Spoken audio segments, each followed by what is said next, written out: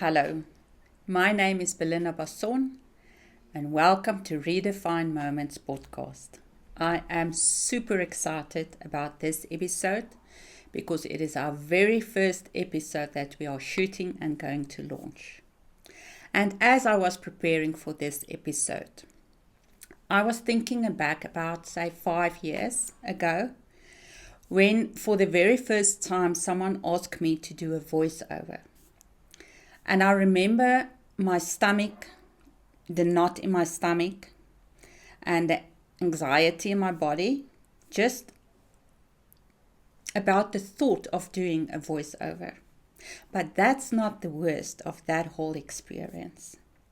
The day I pitched up to record the voiceover, the guy responsible to help me record the voiceover walked towards me with a professional camera. And I remember it so clearly. I looked at him and I said to him, "What is that?" He's like, "No, this is for the video we're going to shoot, for the ad, for the training you're going to present." Like, and you are not pointing that thing in my face and taking any kind of video.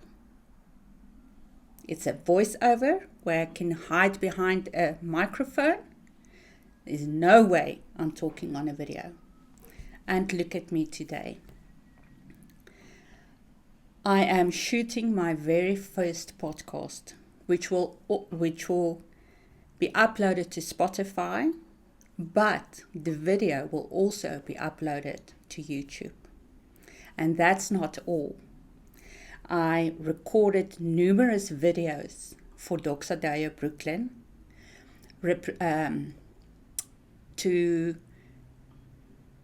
help them with their caregiver training, online caregiver training during COVID.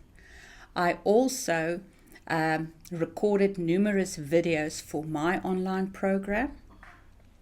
I'm doing short videos at least 2 times a week. And I'm launching my very first podcast episode. And that is what ReDefine is all about. And that is what investing in yourself can do for you. And that is what we as ReDefine stand for. For challenging those limiting beliefs about what we are able to do and what we are not able to do. And help us grow beyond the past and the pain from the past. And move into the future that we can live fulfilled and with purpose. That we can embrace with purpose. So welcome to a new me. And I hope that through all of this, you will also grow from self-doubt to confidence about what it is that you can do. You see, the problem is we don't always realize the effect past pain and trauma has on our self-esteem, especially if we leave it unresolved. And we don't realize how it chips away at who we actually are. And we believe that, well, speaking on a podcast is just not who I am. It's just not for me. It's just not my personality. But that's not true. That's not true. We can do so much more if we don't allow our past pain and the past trauma to cause limiting beliefs. And if we don't allow ourselves to live according to those limiting beliefs. I am living proof of it. And it is not necessary for us to see ourselves as inferior to anyone else or inadequate to do anything that we set our minds to or that we desire in our hearts to start doing. But how do we move from this doubting ourselves to stepping out courageously in confidence? How do we do it? Here are 3 guidelines that you can use to move beyond the past pain and hurt and into a meaningful and purposeful life. The first one is to become totally honest with yourself. It is not always easy because sometimes we have blind spots. We don't see what's actually happening in our lives. We don't see how pain and trauma affects us. And sometimes we need a very good friend that is truthful and honest. But then we also have to have a willing heart to listen to them.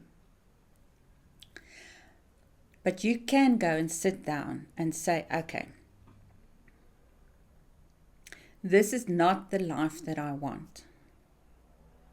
It's not that I am unsatisfied or unhappy or ungrateful. It's just, this is not what I've dreamed of. And if you say, this is not what I've dreamed of, this is actually what my heart desires. And then you look at the reasons for the disconnect between the two. Then you can become honest with an objective view at your life. The second one is we need to make the decision to do something about everything that we are unsatisfied with. That is not what we want for ourselves, for our relationships, for our life. We need to decide to take action. And then the third one is we need to invest in ourselves. We need to invest the time to reflect. We need to invest the time to heal, to dream about our future, to be honest with ourselves. But we need to sit back and say, okay, I need to do this without feeling guilty and like we are selfish in any way. Because investing in yourself is not selfish. A big part of healing is growing in self-awareness. And oftentimes people ask me, okay, but how? How do I practice self-awareness? How do I grow in self-awareness? Well, this week I am going to invite you to commit 15 days. No, not 15 days. This week I am going to invite you that for every day you commit 15 minutes to reflection about where you are, where you want to be, and what must change. And in all of that, also write down what is it that is standing in your way. What is it that's keeping you from making those changes?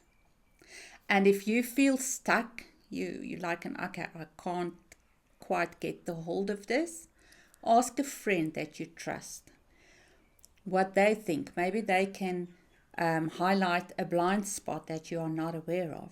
And then take that, what they've said, and go and sit and reflect on it, journal and think about it. Because that is the way that we grow in self-awareness, in knowing and understanding ourselves better. And we will do more episodes on that. But through experience, my journey from healing, my healing journey, I know the importance of knowing and understanding yourself, truly knowing and understanding yourself, and to get to a place where you are comfortable with who you are. And that is my wish and my heart for you.